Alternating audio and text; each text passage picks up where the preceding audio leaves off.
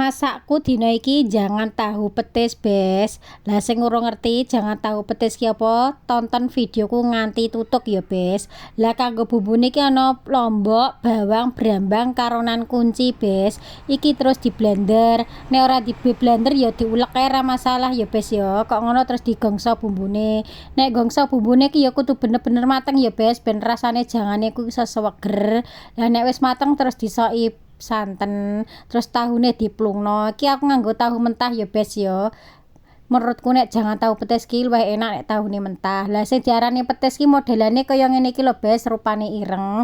Iki sing digawe kaya ngene duda iwak pindang sing dimasak eneh, terus dikeki patioka biasane terus dikentelno dadine kaya ngene iki, Bes, rasane asin. Lah dadi nek masak tak petis iku wis ora usah dimboi uyah ya, Bes, soalé petis iku rasane wis asin. Cukup dimboi penyedap karonan gula. Lah nek wis meh mateng mumpluk-mumpluk ngono iki terus dimboi karon kopian endhog, Bes, terus diudek-udek. Lah iki lho sing diarani jangan tahu petis.